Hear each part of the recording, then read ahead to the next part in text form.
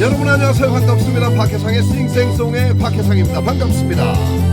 박혜상의 싱생송 시즌4를 맞이했습니다. 주제를 팔도 노래 이야기로 해서 이야기를 전해드리고 있는데요. 지난주 제1편에서 서울 경기를 대표하는 노래 서울의 찬가 이야기를 전해드렸습니다. 오늘은 그에 이어서 제2편 강원도를 대표할 만한 노래 소양강 처녀 이야기를 준비했습니다. 1995년으로 잠시 돌아가 볼까요? 춘천시에서 작사가 반야월 선생님을 초청을 합니다. 초청한 이유는 다름이 아니고요. 춘천의 명소 소양강 댐에 좀 더 많은 관광객들을 유치하기 위한 일종의 작전, 그 작전으로 소양강 처녀 노래비를 건립키로 한 겁니다. 거기에 관한 자문을 요청하기 위해서인데 아마도 여러 가지 이야기를 들어볼 게 많았었겠죠. 그리고 또 저작권 문제도 역시 포함이 됐었겠고요.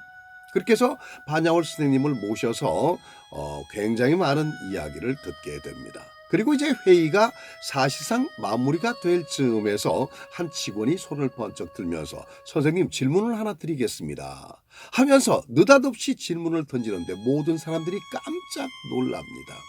선생님, 18 딸기 같은 어린 내 순정이라고 노래 속에 나오는데 그 어휘의 주인공 18배 딸기 같은 어린 내 순정을 갖고 있는 그 주인공이 누굽니까? 알려줄 수 있습니까? 실존 인물인가요? 하고 질문을 드린 겁니다. 이 질문에 모든 사람들은 정말 깜짝 놀랐죠. 그리고 그 반야월 선생님의 입만 바라보고 있을 뿐입니다. 정말 숨죽인 시간이었죠. 반야월 선생님은 스스럼 없이 1968년을 이야기합니다.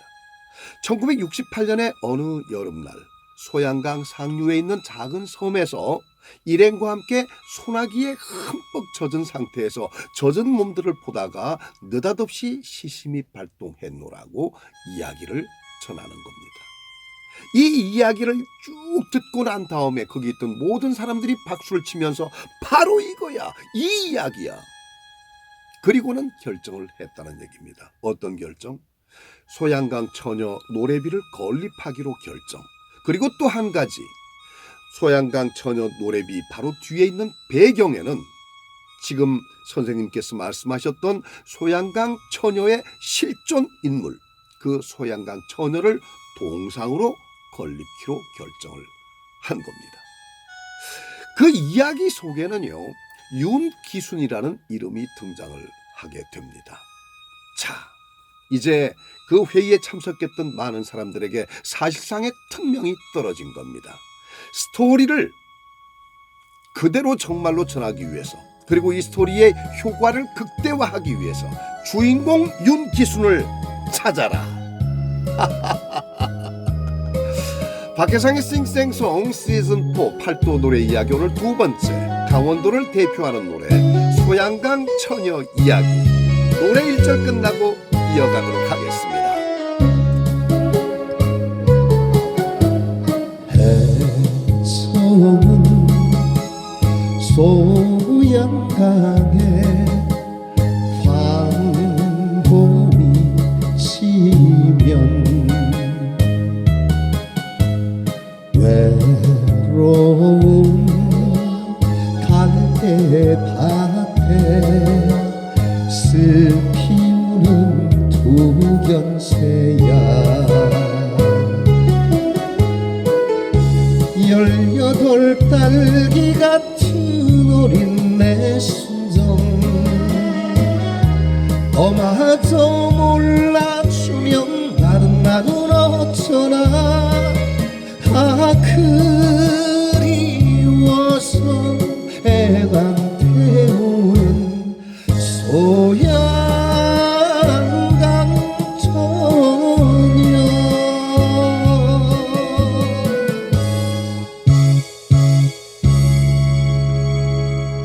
특명을 받자와 윤기순을 찾아 나섰는데 찾을 수가 없습니다. 오리무중, 행방이 묘연한 거예요.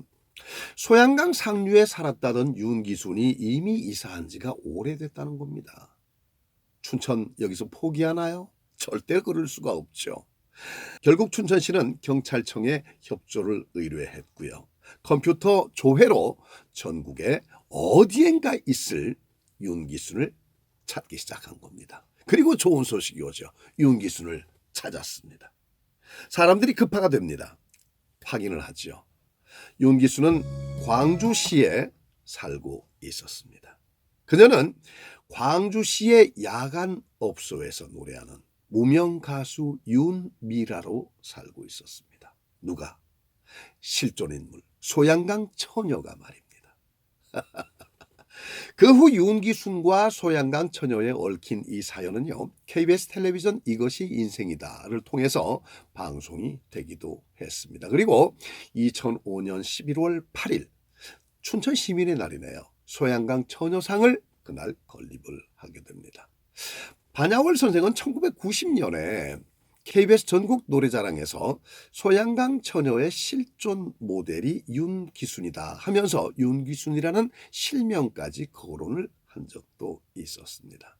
자, 그렇다면 윤기순이라는 이 소양강 처녀가 어떤 행보를 걸어왔길래 천하의 반야월 선생님의 시심을 발동시켜서 이렇게 온 국민이 즐겨하는 국민가요 소양강 처녀를 직접 쓰게 만들었던가.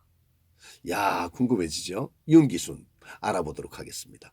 춘천에서 7남매 중에 마지로 태어났습니다. 여러분 그때만 해도 그랬지 않습니까? 정말로 없이 살고 어렵고 힘든 가운데서도 가족을 사랑하는, 가정을 생각하는 그런 가장과 그 아들, 딸들, 특히 그 마지의 역할은 가장 다음으로 중요한 역할, 제2의 가장이라고 해도 과언이 아닐 정도로 역할이 컸었거든요. 그 마지로 태어난 겁니다. 이댁도 역시 그 가난을 비켜나지 못했던 거고요.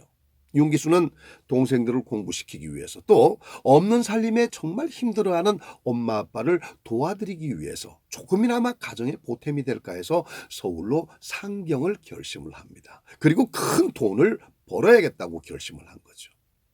바로 통신학원에 등록을 하게 되는데요. 전화교환원이 되기로 한 겁니다. 근데 공부를 하다가 이 교환원 월급 가지고는 동생들 공부를 시킬 수가 없다. 그리고 집안에 보탬이 될 정도로 돈을 벌 수도 없다는 사실을 알게 되는 겁니다. 그리고는 자신의 행로를 바꾸기 시작합니다. 그래, 내가 좋아하는 노래를 부르자. 내가 누구보다도 어느 누구보다도 잘할 수 있는 바로 노래를 열심히 한번 해보자. 그렇게 해서 내가 이름을 얻고 가수가 되면 돈을 벌 수도 있고 그 돈으로 동생들 공부도 시킬 수가 있고 또 엄마 아버지를 도와드릴 수도 있지 않을까 하는 그야말로 효녀스러운 마음으로 노래를 시작하겠다고 결심을 굳힌 겁니다. 그리고 작곡가 선생님 사무실을 찾아갑니다. 그 작곡가 선생님은요, 그런 기특한 윤기순을 가요작가 동지회에 소개를 하게 됩니다.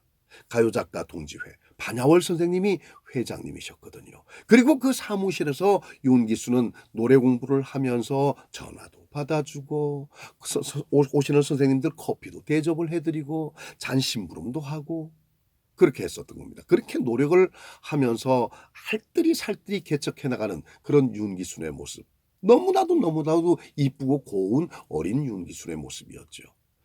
반야월 선생님을 비롯해서 많은 작가 선생님들이 윤기순을 그렇게 귀여워하고 이뻐했었다고 합니다. 근데 이 사실을 춘천에 있는 아버지에게 연락을 했죠. 그러니까 아버지는 그 애비 마음이 그렇지 않습니까?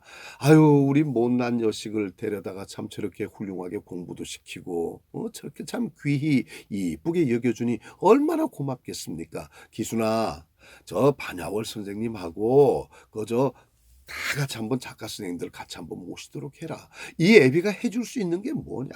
이 애비가 그래도 너를 그렇게 건사해 준 선생님들에게 잘 할 수 있는 민물고기를 잡아다가 매운탕만큼이라도 내가 정말 이렇게 한 대접 끓여서 드시게 하고 싶다. 그러니 춘천 고향을 한번 모셔라. 그 말을 윤기수는 전해드렸고 그 말씀을 전해드린 반야월 선생님은 아유 그래 너 참 정말 효녀구나. 이렇게 참 효녀로 잘 키운 아버지를 그래 내가 만나봐야지. 고맙다고 인사를 드려야지 하면서 여러 작가 선생님들과 함께 약 10분이 일행이 돼서 춘천을 방문을 하게 된 겁니다. 그렇게 춘천에 방문을 했는데 그 춘천의 소양강에는 북쪽으로 올라가다 보면 상류 쪽으로 올라가면 작은 섬이 하나 있잖아요.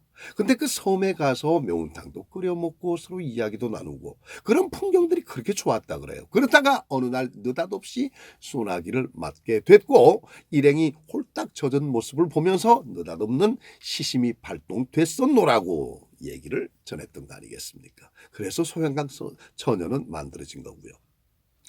자, 이렇게 해서 소양강 처녀 글을 쓴 반야월 선생님은 바로 오아시스 레코드사로 글을 넣었고 이 글에 곡을 붙여가지고 김태희라는 당시 연습생 가수가 지명이 된 거죠. 노래는 발표가 되고요. 많은 사랑을 얻게 되고요. 하지만 중요한 것은 여기서 소양강 처녀의 실존 인물 윤기순의 사연은 그저 그 노래 속에 그냥 묻혀버리고 말았던 겁니다.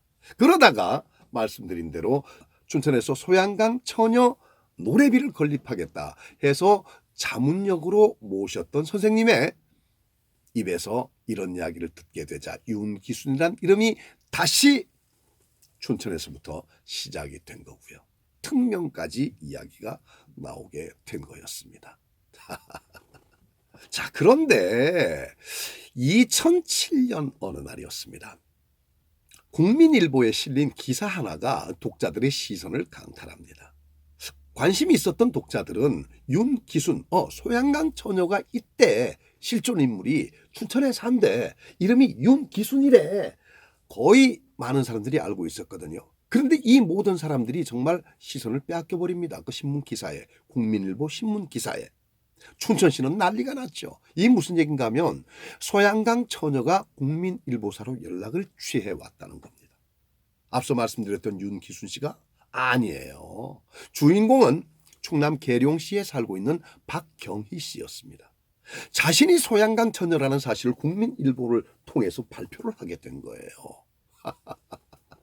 자, 그러면 윤기순 씨의 사연은 앞서서 말씀을 드렸고 본인이 소양강 처녀라고 스스로 제보를 한 박경희 씨의 사연을 소개를 좀 해드리도록 하겠습니다. 1967년 봄으로 가야겠네요. 당시에 18살이었대요. 여고 3학년. 소양강 바로 옆에 산다는 이유 때문에 학교에서 선생님으로부터 친구들로부터 소양강 처녀라는 별명을 얻었다는 거예요. 자, 그러니까 소양강 처녀라는 이 말이 이제 처음 등장을 했는데 자신의 어린 시절, 학창 시절의 별명이었다는 겁니다. 그리고 소양강 바로 옆이라고 말씀드렸는데 구체적으로는 봉이산 뒤편의 소양 1교 인근, 거기서 호수여관과 선박을 운영하던 부모님과 함께 살았습니다 라고 얘기를 합니다. 중요한 건 여기서 호수여관이라고 아버지가 경영했었던 여관의 상호까지를 정확히 신문에 싣고 있다는 이야기입니다. 일종의 증언이죠. 나 거기 살았어요. 나 별명이 소양강 처녀였었어요. 내가 소양강 처녀가 맞아요. 하는 증언을 한 겁니다. 이를테면. 그해 3, 4월쯤에 키가 좀 작고 호리호리한 손님이 한 분 여관에 투숙을 하셨는데 이분이 거의 한 달 가까이나 여관에 투숙을 하셨답니다. 근데 이분이 반야월 선생님이세요. 이분이 한 달 가까이 여관에 투숙을 하면서 소양 1교 상류 쪽에 작은 섬을 자주 찾아가셨는데 아마 그곳에서 글감을 많이 찾았었나 봐요. 아버지가 늘 배에다 태워서 노를 저어서 모셔다 드렸거든요. 근데 아버지가 바쁠 때는 경희야, 오늘은 네가 선생님 좀 모시고 가. 모셔다 드려, 섬에.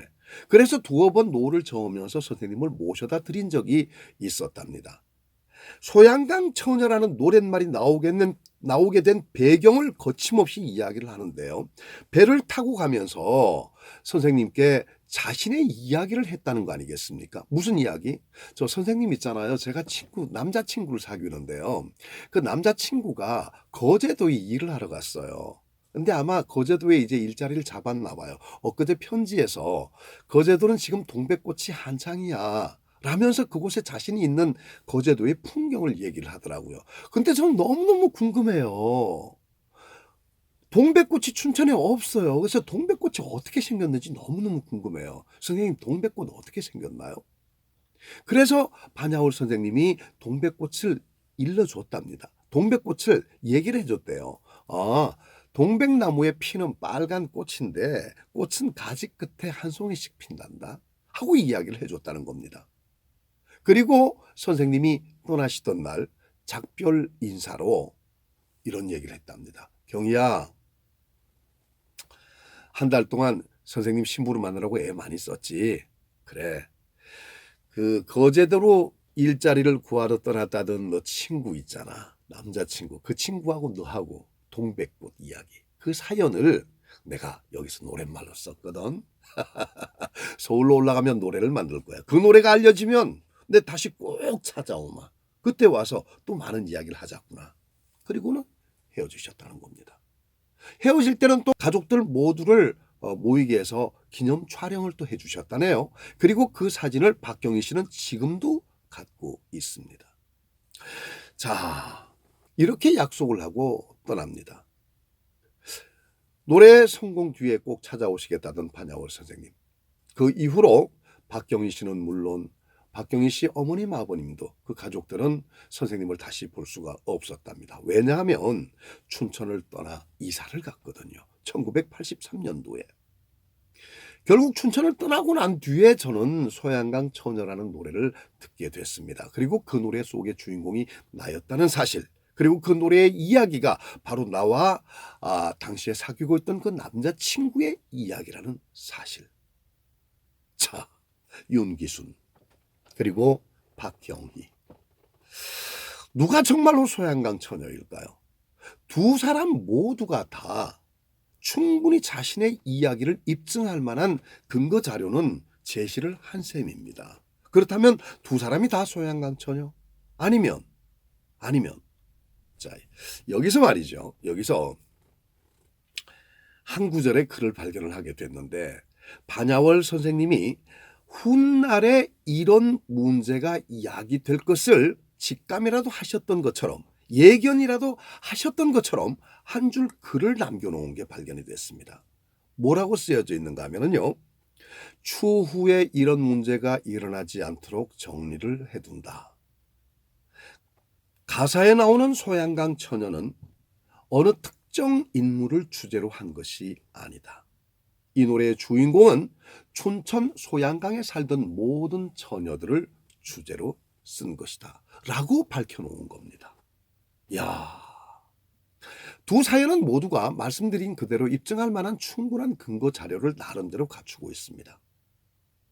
정말 박경희 씨 아니면 윤기순 씨, 누가 됐든 사실은 뭐 어떤 관계가 있겠습니까? 중요한 것은 스토리 라인이 아주 탄탄했었고, 그 스토리로 인해서 춘천은 정말로 소양강 처녀의 도시다라고 얘기를 해도 과언이 아닐 정도로, 심지어는 춘천 처녀라는 이름으로 준비를 했다가 소양강 처녀라는 이름으로 최종 결정을 내렸다는 그런 보도까지도 볼 수가 있었는데, 그렇다면 정말 스토리를 완벽하게 만들었지 않았나, 그 스토리에 기대는 바가 크지 않았었던가, 이런 생각마저 하게 됩니다. 어떤 사람이 주인공인가, 이것은 결국 생각하기 나름이 아닌가 하는 생각이 듭니다.